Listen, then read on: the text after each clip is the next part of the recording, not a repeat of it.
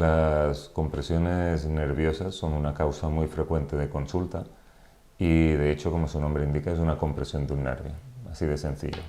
Las causas pueden ser múltiples y los síntomas son muy variados. Hay veces que las pruebas para llegar al diagnóstico tampoco son muy fiables, ¿no? Y esto hace que al paciente muchas veces llegue a la consulta después de haber consultado a varios compañeros, después de haberse hecho un montón de pruebas y muchas veces llegando a incluso a dudar de si se está volviendo loco o no, porque todo el mundo le dice que es algo normal. ¿Qué es exactamente una compresión nerviosa? El nervio es una estructura noble, tenemos que imaginarnos como si fuera un cable de fibra óptica con muchos componentes internos, pero que es muy sensible a las presiones externas. Esto implica que ante un traumatismo, un atrapamiento de un antebrazo, un accidente o como consecuencia de algún problema tumoral o autoinmune, las zonas por donde pasa el nervio pueden verse comprometidas en diferentes localizaciones. Si esto se produce de forma puntual y poco intensa, es algo que se conoce, todos lo hemos vivido, ¿no? Como el típico adormecimiento de un brazo por habernos quedado en una mala posición. Si es poco intensa y breve, se recupera espontáneamente. Si en cambio esta compresión es más elevada, más persistente, se pueden llegar a provocar daños continuos. ¿Qué siente el paciente? ¿Cómo consulta? ¿Qué es lo que nos dice? El paciente nos dice que puede tener la sensación de frío intenso, una extremidad que no la nota, como si no tuviera circulación, por lo cual muchas veces consulta con algún cirujano vascular. Puede decir también la sensación de que se quema, por lo cual de que es un dolor como si fuera una quemazón, como si se hubiera arañado, ¿no? La típica rozadura en el suelo, por lo cual también muchas veces consulta con un dermatólogo.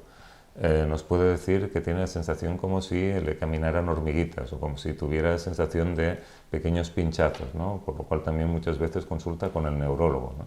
Entonces, el paciente muchas veces llega después de haber ido a consultar a otro especialista con las dudas de si lo que tiene es quirúrgico o no es quirúrgico o lo que le está pasando.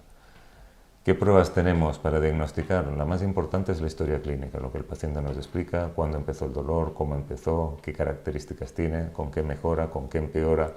Y esto es lo que nos tiene que aportar mayor información y es el pilar principal para llegar a un diagnóstico correcto. De forma complementaria tenemos pruebas muy útiles. La principal es del electromiograma, y esto sí que es una cosa que me gustaría dejar muy claro, que el electromiograma, como su nombre indica, es una prueba complementaria, complementa una orientación diagnóstica inicial.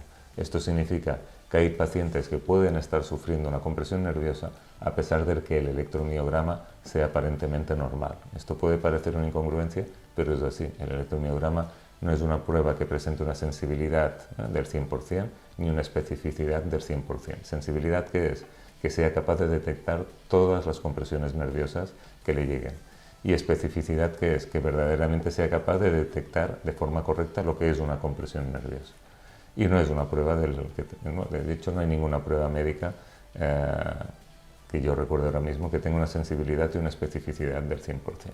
Por lo tanto, el paciente puede tener una compresión nerviosa a pesar de que el electromiograma sea normal. Y esto también es una fuente de confusión incluso entre los propios profesionales. Hay que tener claro que el paciente, insisto, puede tener sintomatología de compresión nerviosa con un electromiograma normal.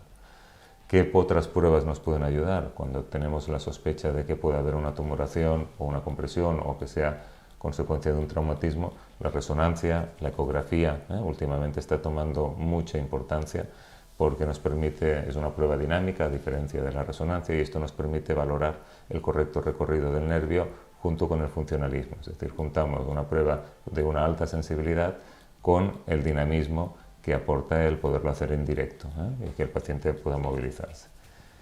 ¿Qué tratamientos tenemos? Tenemos tratamientos, como hemos hablado antes, siempre tenemos que llegar al tratamiento quirúrgico como consecuencia de una escala terapéutica. Empezamos con tratamientos antiinflamatorios, que generalmente suelen ser derivados de los corticoides. También comento que el corticoide no es algo malo, la gente suele relacionar corticoide con cortisona. La cortisona es un tipo de corticoide, el corticoide es una familia de antiinflamatorios que el propio cuerpo produce. Por lo tanto, el cuerpo nunca va a producir algo que le haga daño, como sí es obvio que en exceso o en defecto sí tiene consecuencias. Pero el antiinflamatorio que mejor va para tratar los procesos compresivos del nervio o inflamatorios son los corticoides. Ahí tenemos uno de los pilares, tratamiento médico inicial. La utilización de ortesis.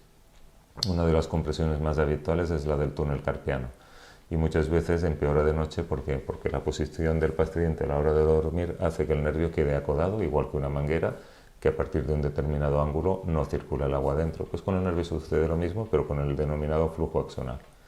Por lo tanto, las ortesis que nos permitan mantener la posición de la muñeca en lo que se denominan unos ángulos funcionales también ayuda a prevenir estas compresiones o a mejorar la sintomatología. Tratamiento rehabilitador en determinados casos, como por ejemplo compresiones nerviosas postfractura o como consecuencia de procesos quirúrgicos previos, también es muy útil. Cuando estos tres pilares, tratamiento médico, tratamiento rehabilitador y ortésico, no han funcionado, entonces es cuando llegamos a la puerta de la cirugía. La cirugía tiene que prevalecer siempre la sintomatología del paciente y en un pequeño porcentaje, a pesar de que la sintomatología sea escasa, ahí sí que cobra importancia el electromiograma, porque sucede un hecho que puede parecer paradójico, pero hay veces que el paciente mejora de la sintomatología del dolor cuando el nervio ya ha claudicado, cuando el nervio ha dicho ya no doy más, ¿no? Entonces son estos pacientes que explican un dolor en aumento, intolerante, cada vez peor y que de repente dejan de tener dolor. No les duele, pero también han tenido un aumento de la pérdida de función y es porque el nervio ya ha claudicado completamente y a eso es a lo que no tenemos que llegar nunca.